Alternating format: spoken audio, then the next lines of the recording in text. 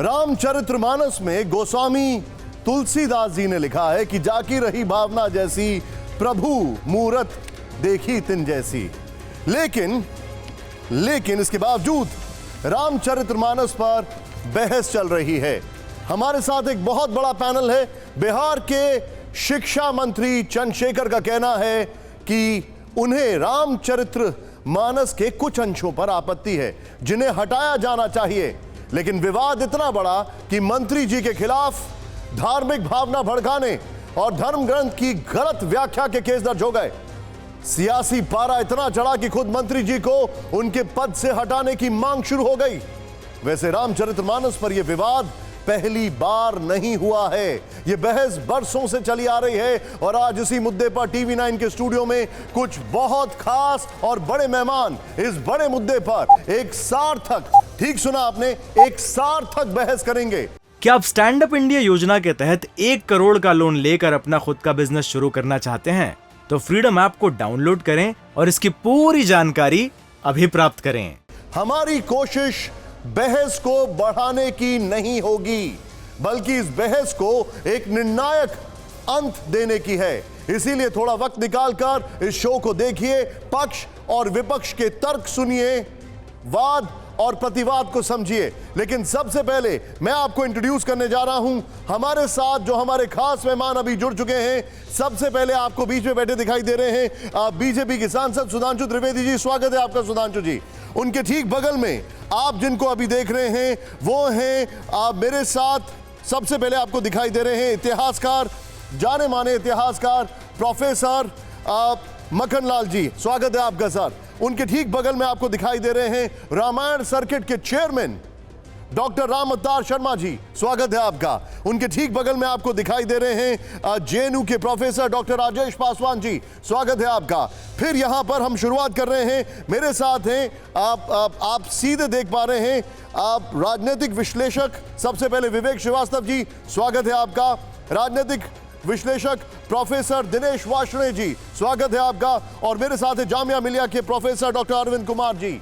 लेकिन सबसे पहले आपको सुनाते हैं बिहार के शिक्षा मंत्री चंद्रशेखर के ने रामचरितमानस पर क्या कहा, जिसके बाद यह विवाद शुरू हो गया, उनका विरोध किया जाने लगा। मनुस्मृति को जलाने का क्यों काम किए? इसलिए कि मनुस्मृति में एक बड़े तबका के खिलाफ 85% लोगों के खिलाफ अनेकों गालियां दी गई। रामचरितमानस का क्यों प्रतिरोध हुआ? किस अंश का प्रतिरोध हुआ? अधम जात में विद्या पाए, भयहु जथा ही दूध पिलाए। यानी अधम मतलब होता है, दुनिया के लोगों सुनो, आपके माध्यम से कहना चाहता हूं, को शिक्षा ग्रहण करने का अधिकार नहीं था और उसमें कहा गया है कि लोग शिक्षा ग्रहण करके जहरीला हो जाते हैं, जैसा कि सांप दूध पीने के बाद होता है। हम इस सवाल मैं इसलिए ये बात कहता हूं कि इसी चीज को कोट करके बाबा साहब अम्बेडकर ने दुनिया के लोगों को बताया, ये जो ग्रंथ हैं नफरत को बोने वाले, एक युग में मनुस्मृति, दूसरे युग में रामचरितमानस और तीसरे युग में गुरु गोवलकर का बंच ऑफ थॉट, ये दुनिया को नफरत, हमारे देश को, समाज को नफरत में बांटती है। नफरत देश को महान नहीं बनाएगा, जब भी कभी महान बनाएगा तो मोहब्बत ही बनाएगा। नफरत में बांटती है, इनका यह कहना है। बिहार के शिक्षा मंत्री चंद्रशेखर के इस बयान पर महाभारत हो गया, उनके खिलाफ प्रदर्शन होने लग गए। विपक्ष के नेताओं से लेकर धर्मगुरुओं तक ने चंद्रशेखर का विरोध किया है। खुद उनकी पार्टी ने उनके बयान से पल्ला झाड़ लिया है। यह बहुत ही बेशरम बयान है। शिक्षा मंत्री अशिक्षित तरीके से बात करते हैं। मैं सवाल पूछूंगा नीतीश कुमार से, ऐसे अशिक्षित मंत्री से आप हिंदू भावनाओं का अपमान करवा रहे हैं? ये बहुत ही दुर्भाग्यपूर्ण है कि एक प्रदेश के शिक्षा मंत्री राम कथा को विद्वेष फैलाने वाला और जहर फैलाने वाला बताएं, और वो भी उस विश्वविद्यालय में जो ज्ञान का आदि स्रोत माना जाता है। भक्तों के ऊपर ठेस पहुंचाने वाला ऐसे शिक्षा मंत्री को बिहार की सरकार को चाहिए कि इसको तुरंत निकाल करके बाहर करें, क्योंकि इसके भाषा में नफरत है, रामचरितमानस में नफरत नहीं है, इसके विचारों में नफरत है।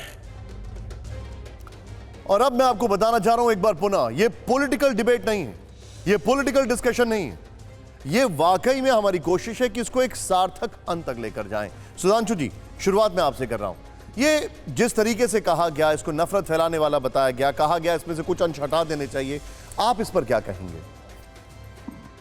देखिए, सबसे बड़ी समस्या क्या है, जैसे मैं आपसे कहूं मैं इंजीनियरिंग का विद्यार्थी हूं, अब कोई फिजिक्स केमिस्ट्री मैथ पढ़े नहीं और इंजीनियरिंग की किताब उठाए, कह जी अंग्रेजी तो मैंने पढ़ी है, वही अंग्रेजी इसमें लिखी, वही अंग्रेजी इसमें लिखी, मैं इसका इंटरप्रिटेशन कर रहा हूं। अब अंग्रेजी में ग्रेविटी का मतलब है व्यक्तित्व में गरिमा होना, और साइंस में ग्रेविटी का मतलब है G equal to mass into acceleration. अब समस्या क्या है कि बगैर समझे हुए, मैं विनम्रता से कहना चाहता हूं, जितने भी ये तथाकथित वामपंथी हैं, इसमें से किसी ने वैदिक गुरुकुल में शिक्षा लेने के बाद वेदों पर टिप्पणी की हो तो मैं पूछने को तैयार हूं। और तो और छोड़िए, इनमें से किसी को वैदिक व्याकरण की संस्कृति नहीं पड़ी है।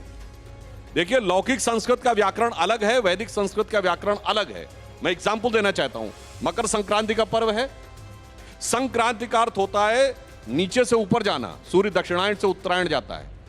वैदिक व्याकरण में संक्रम का अपोजिट है विक्रम, यानी ऊपर से नीचे जाना, पर लौकिक संस्कृत में विक्रम पराक्रम का अर्थ हो गया, इसीलिए विक्रमादित्य शब्द प्रयोग होता है। तो इसका अर्थ क्या हुआ कि अगर आप अपने हिसाब से उसका अर्थ निकालेंगे तो अर्थ का अनर्थ कर ही लेंगे ना। मैं एक और उदाहरण देना चाहता हूं। अच्छा, ये बताइए, आज जो ज्यादा अंग्रेजी पढ़े लिखे हैं उनमें से 10 में से 9 लोगों से पूछिए पैसारे शब्द का अर्थ क्या है, तो यही कहेंगे ना, पैसारे मतलब पैसा रे। तो वो जाके रामचरितमानस में क्या अर्थ निकालेंगे, राम दुआरे तुम रखवारे होत न आज्ञा बिन पैसा रे, मतलब बगैर पैसे की तो आज्ञा होती ही नहीं थी। होगा 500 साल के बाद, मैं आपको बता रहा हूं, ये भाषाई वैमनस्य पैदा करके जैसे क्षेत्रीय भाषाओं को समाप्त किया जा रहा है, अंग्रेजी पढ़ के संस्कृत पढ़ी जा रही है। जब अंग्रेजी पढ़ के अवधि पढ़ी जाएगी 500 साल के बाद, तो कहा जाएगा पैसा रे का अर्थ यही पैसा रे था, और देखो ये भी प्रमाण है कि राम के काल में भी पैसा देने के बाद ही गवर्नमेंट ऑर्डर निकलता था। ऐसे ऐसे एब्सर्ड बातें करने का प्रयास। और अंत में एक बात विनम्रता से कहूंगा, सिर्फ हिंदू धर्म में यह है, इस्लाम में बताइए, मुफ्ती, मुकर्रम, बारी, मौलवी, किसी की हैसियत है उसके अलावा कोई कुछ बोल दे। क्रिश्चियनिटी में आर्क बिशप, कार्डिनल, फादर, किसी की हैसियत है कोई बोल दे। जो लोग बैठे हमारे विरोध में, मैं हैसियत शब्द का प्रयोग कर रहा हूं, अगर हैसियत है तो बोल के दिखाएं। मगर यहां पर कोई भी बोलेगा, कुछ भी बोलेगा, बगैर पढ़े लिखे बोलेगा, जानकारी के बगैर बोलेगा। मैं एक सुनवा रहा हूं आपको। Wherever you find a kafir, into bracket Hindus, wherever you find a kafir, you kill them. नहीं, मैंने सिर्फ ये कहा, विवेक जी, भी आ रहा हूं, आपकी हैसियत हो तो बोलिए। एक एक करके आ रहा हूं। बहुत साफ कह रहे हैं, वो बहुत साफ कह रहा है, मैं नहीं बोल रहा हूं। इनके लोगों के द्वारा संज्ञा प्राप्त शांति का मसीहा जाकिर नायक कुरान की एक आयत को उद्धृत करते हुए कह रहा है, और कह रहा है wherever you find काफिर, स्कोप नहीं छोड़ा इंटरप्रिटेशन का, इन A bracket Hindus kill them. बोलिए, क्या आप स्टैंड अप इंडिया योजना के तहत 1 करोड़ का लोन लेकर अपना खुद का बिजनेस शुरू करना चाहते हैं? तो फ्रीडम ऐप को डाउनलोड करें और इसकी पूरी जानकारी अभी प्राप्त करें।